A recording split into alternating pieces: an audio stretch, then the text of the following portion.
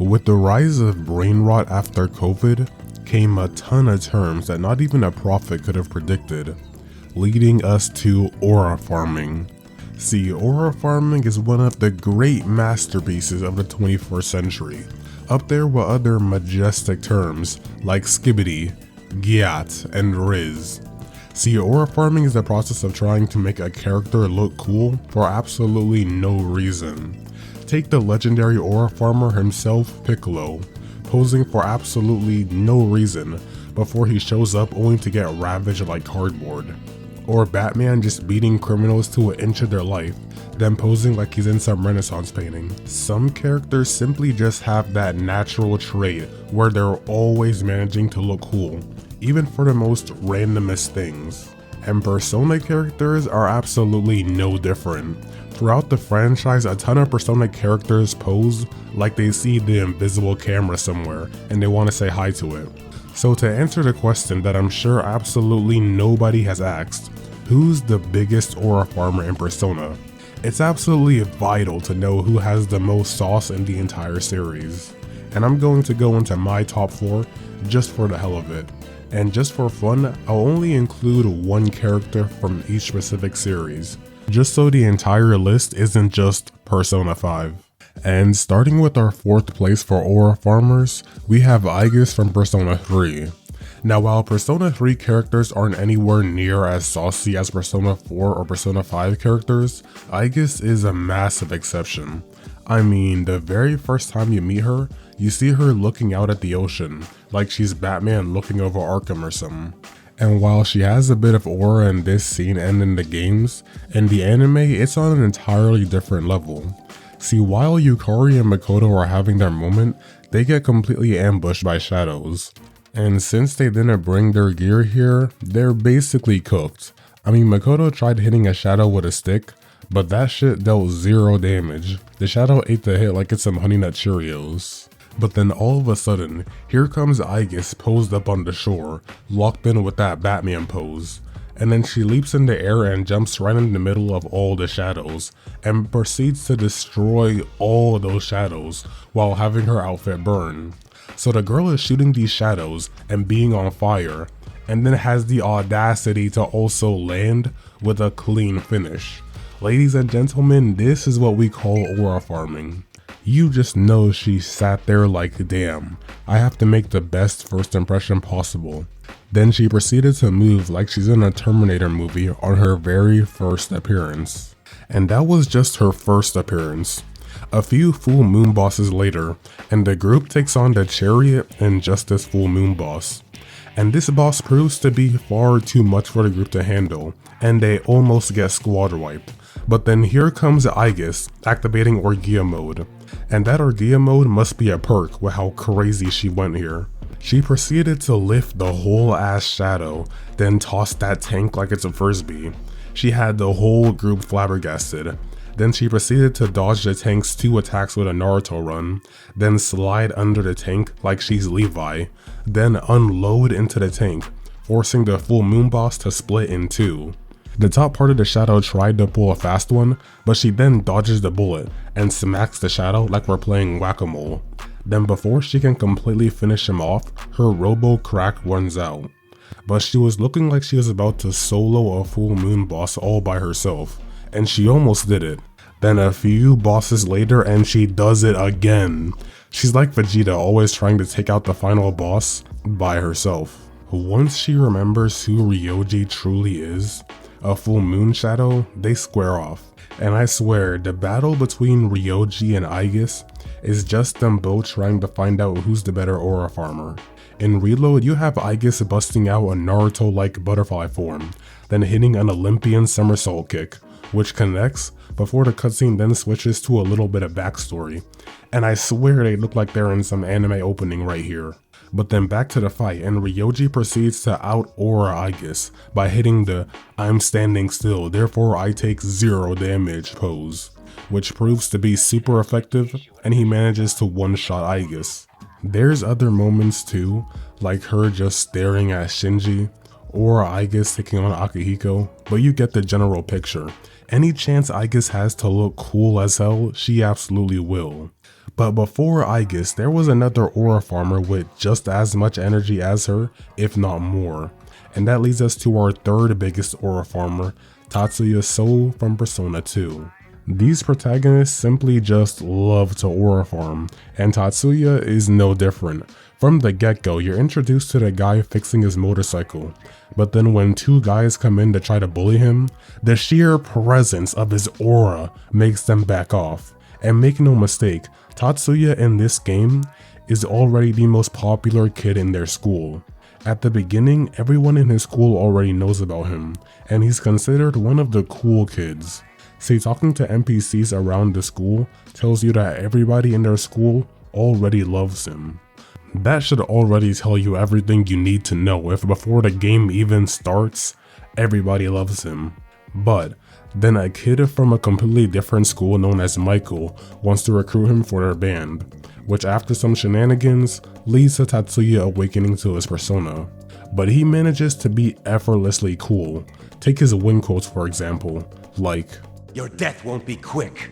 Bad luck running into me. Sorry about that. Know your enemy before you pick a fight." He gives Joker a run for his money for being cocky as hell in a fight for absolutely no reason.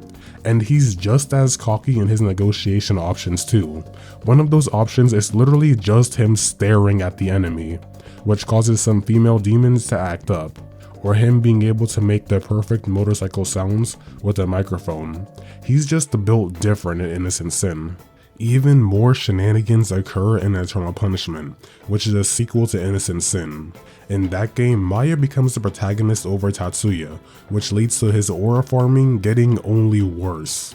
Tatsuya starts just soloing bosses in this game and disrespecting everyone, like the time he wasn't trying to hear all that yapping from Katsuya and proceeded to Mission Impossible kick him out of a moving plane. Or that time when he was guilt tripped by the metal trio and then they attempted to stab him and bro proceeded to catch the sword, the blade of the sword mind you, with his bare hands. Like, we get it bro, you're him, you don't have to keep reinforcing it. It also doesn't help that he happens to have one of the strongest personas of the entire franchise, having the only persona with the ability to stop time. Which, funny story, his voice actor also happens to be Dio in some games. Crazy how that works, huh?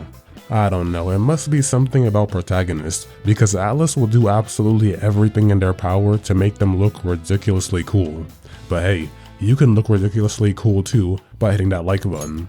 Maybe subscribe to really help your boy out. Hey, if you ask me, being subscribed gives you some aura points, I'm just saying. Anyway, just like the other protagonist, Yu Narukami is no exception too. Alright, stay with me now.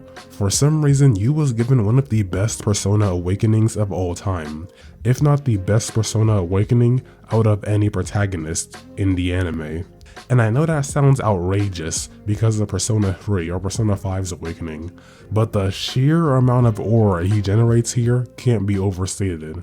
For starters, Yu and his friends Chie and Yosuke begin to navigate the TV after Bro somehow puts his hand accidentally through the TV, like some America's Got Talent contestant. Then the group accidentally falls into the TV, and eventually proceeds to get surrounded by hundreds of shadows. And no, we're not talking just 1 to 2 shadows like we're used to, nah, hundreds of shadows. Then Yu has a moment with Izanagi calling to him, which leads to him fully awakening Izanagi. And Izanagi really comes out with his arms crossed, like he was ready for the smoke seconds after being born. And even the shadows start moving back straight up terrified, and I can't blame them, because Izanagi immediately starts blasting. And I don't give a damn what you tell me, this is not a base Zio.